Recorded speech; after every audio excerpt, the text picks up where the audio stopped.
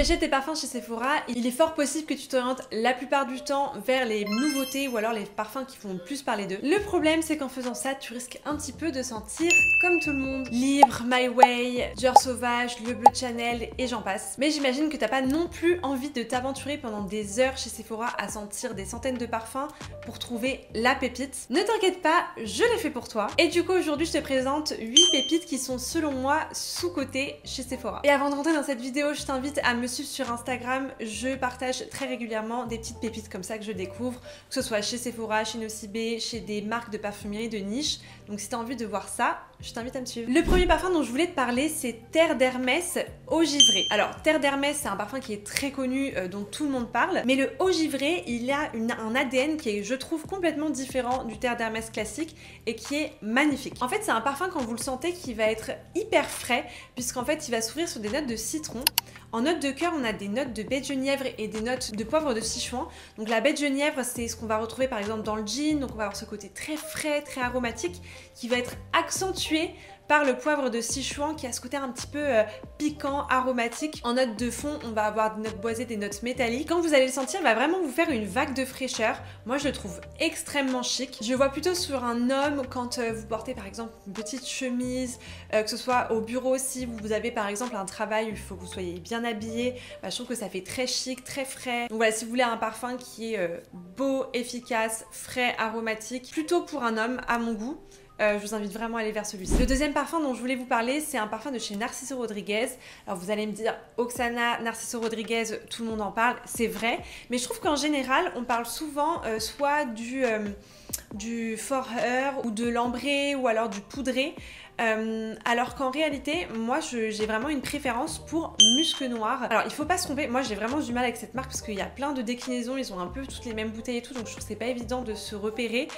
Donc là ils ont sorti le Musc Noir rose, qui est quand même plus sucré, plus gourmand, mais le musc noir, il a un côté un peu toujours bon. On retrouve l'ADN de Narciso Rodriguez qui tourne autour des parfums musqués, un petit peu poudrés. En fait, il a été créé un petit peu en opposition au For Her, si je dis pas de bêtises, pour que ce soit le côté un peu plus dark, un peu plus ce côté ouais, dark féminine, un peu plus mystérieux. J'avais écouté un podcast de la parfumeuse qui avait fait ce parfum, qui avait expliqué comment elle avait créé cette composition. Alors elle le dira bien mieux que moi, donc je vous invite à aller regarder ce podcast. Et en fait, il va tourner autour des notes de prune. Ensuite, on va avoir des notes de musc, d'héliotrope.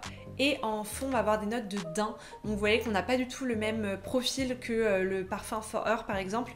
Et moi je le trouve beaucoup plus intéressant et vraiment sympa. Le troisième parfum que je voulais vous présenter, c'est un parfum de chez Serge Lutens. Serge Lutens, il n'est pas présent chez tous les Sephora, mais quand il est présent, souvent on entend beaucoup parler de Féminité du Bois, La Fille Tour de Fer, Ambre Sultan, qui sont de très beaux parfums. Mais là, moi j'ai découvert une pépite que j'avais pas sentie auparavant, que j'aime beaucoup.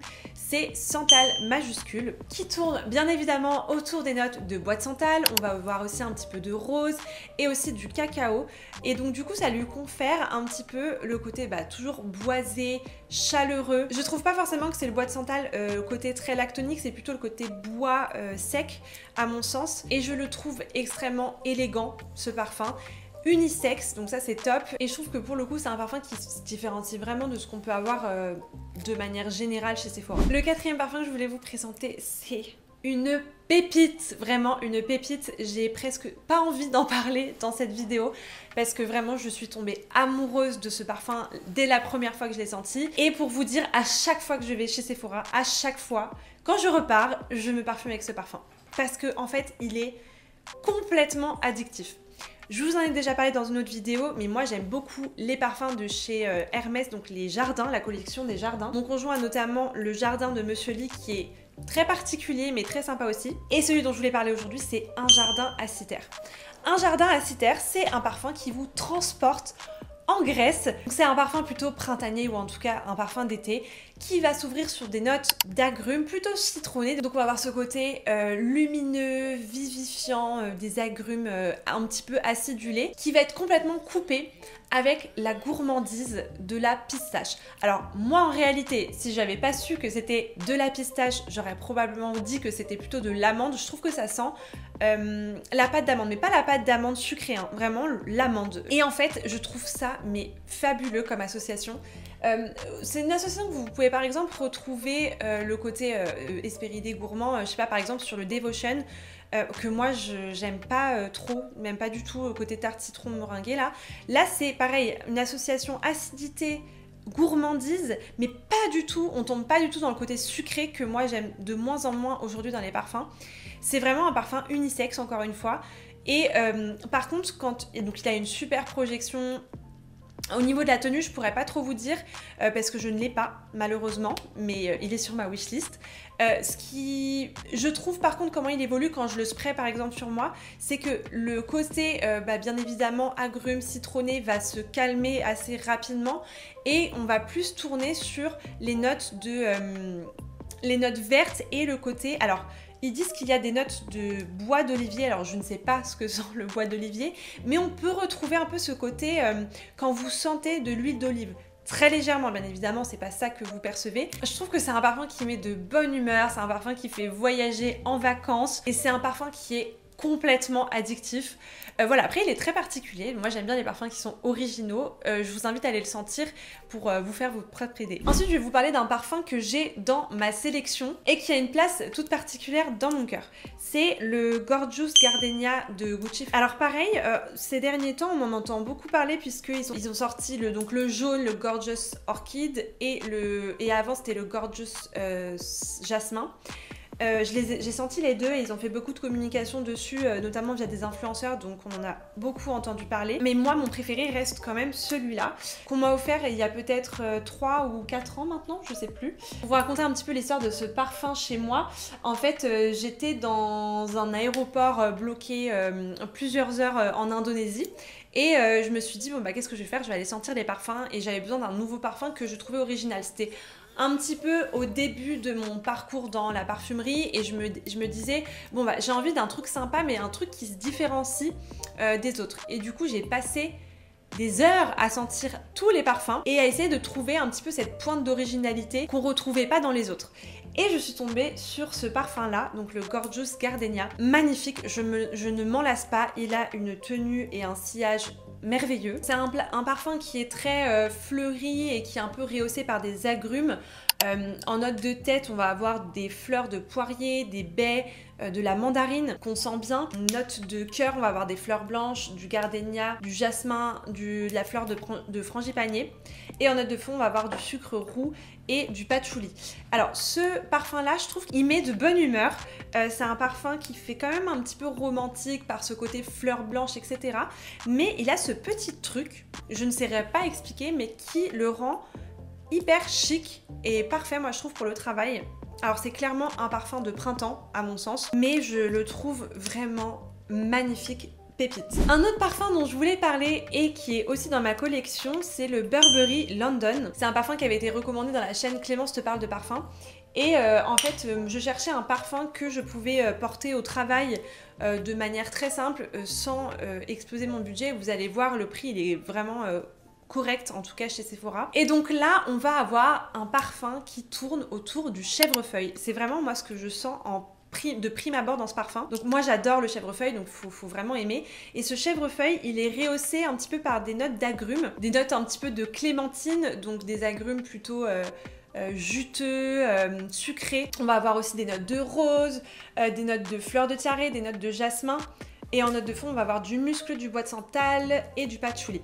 Alors, quand on voit les notes comme ça, on pourrait se dire « Waouh, c'est un parfum super solaire ». Mais en réalité, moi, ce parfum, je le trouve parfait pour aller au travail tous les jours et il m'évoque un peu une jeune cadre dynamique avec son petit blazer, son petit tailleur, avec son chignon bien fait, etc. Et je trouve que c'est un parfum hyper efficace pour porter. Moi, c'est des parfums, par exemple, que je porte en salon ou des fois au travail, je sais pas trop quoi porter et que je veux un truc un peu passe-partout. Bah, ce parfum, il est très bien. Après, voilà, il a quand même une bonne projection, donc c'est pas un parfum de peau, on va dire. C'est vraiment un parfum qui projette plutôt. Mais vraiment, je trouve que il dénote des autres parfums qu'on peut avoir chez Sephora et c'est peut-être justement par cette note de chèvrefeuille qu'on ne retrouve pas forcément de manière très fréquente dans les parfums. Et l'avant-dernier parfum dont je voulais vous parler, c'est This Is Her de Zadig & Voltaire. Alors là, on change complètement de mood. Je trouve que c'est un parfum un petit peu doudou, réconfortant, qui tourne autour de notre... Enfin, ça sent le propre en fait, mais ça sent pas le propre, la lessive. Ça sent plutôt... Ça fait plutôt un peu comme quand vous enfilez un pull en cachemire tout chaud là, tout doux. Alors, il faut pas du tout le sprayer sur touche, parce que sur touche, il sent rien du tout. Enfin, en tout cas, pas grand chose en tout cas. Quand vous le sprayez sur peau, on a vraiment ce côté crémeux, pas crémeux lourd, hein, mais plutôt crémeux aérien, un peu crème fouettée. À la vanille, il y a du marron également, donc on renforce encore ce côté réconfortant, gourmand. C'est un parfum qui est plutôt discret, c'est plutôt un parfum de peau et je trouve que c'est un parfum qu'on peut mettre par exemple en sortie de douche ou alors avant d'aller se coucher si vous vous parfumez avant d'aller vous coucher, ou encore si vous voulez un parfum qui est un peu passe-partout, qui est proche de vous, qui va pas venir agresser les personnes dans l'open space par exemple, je trouve qu'il s'y prête bien. Mais je trouve que voilà, si vous aimez les parfums propres, les parfums proches de vous, c'est un parfum qui pourrait vous plaire. Le dernier parfum dont je voulais vous parler, c'est un parfum dont je suis tombée amoureuse. Vous connaissez forcément les parfums Aqua Allegoria qu'on retrouve en général plus dans la partie parfum femme chez Sephora. Là, je me suis arrêtée sur... il y avait que 2 parfums Aqua Allegoria chez les hommes. Et je me suis dit, ah tiens, sentons ces 2 parfums que je ne connais pas. Et l'un d'entre eux a vraiment attiré mon attention, c'était le Rose Amira. Il est magnifique, mais vraiment magnifique. Je suis tombée amoureuse de ce parfum dès que je l'ai senti. En gros, c'est un parfum qui tourne autour de la rose, puisqu'on va avoir de l'eau de rose, de l'absolute rose, de la rose bulgare, donc une rose qui est quand même très opulente quand même, avec un accord de framboise. Je trouve qu'il a toujours ce petit côté un peu séduction dans les parfums. Et on va avoir un accord de cuir, du patchouli et de la résine, un peu ce côté un peu résineux. Ce parfum, il est enivrant, il est envoûtant, c'est vraiment une rose mystérieuse et je trouve que pour un parfum de date pour les hommes, c'est juste magnifique. Alors je suis d'accord, il faut oser porter de la rose, mais si justement vous voulez vous différencier et marquer les esprits, mais ce parfum, il est divin. Vraiment, je me suis dit, purée, mais si mon mec portait ça en date, je serais folle quoi, il est incroyable. Donc moi, c'est clairement pas un parfum que je porterais tous les jours, hein, on s'entend, puisque c'est un parfum qui est quand même très sensuel, je trouve. Donc ce serait plutôt un parfum du soir, mais il est vraiment magnifique. Donc voilà pour ma sélection de parfums qui, à mon sens, sont sous-cotés chez Sephora. N'hésitez pas à me dire en commentaire ce que vous pensez de ces parfums-là et si vous avez des parfums qui sont sous-cotés selon vous chez Sephora. L'objectif, encore une fois, c'est qu'on découvre des petites pépites ensemble. N'oubliez pas de vous abonner, de lâcher un petit like, de lâcher un petit commentaire, ça me booste beaucoup et ça m'encourage encore plus à faire des vidéos chaque semaine et à créer du contenu. Restez connectés parce que je vais partager pas mal de petites pépites les prochaines semaines puisque je vais notamment par exemple aller à la Paris Perfume Week. Donc j'ai trop hâte de vous partager cette expérience que je suis trop contente de vivre. Et puis sinon on se retrouve la semaine prochaine sur YouTube ou sinon dès maintenant sur Instagram. Salut!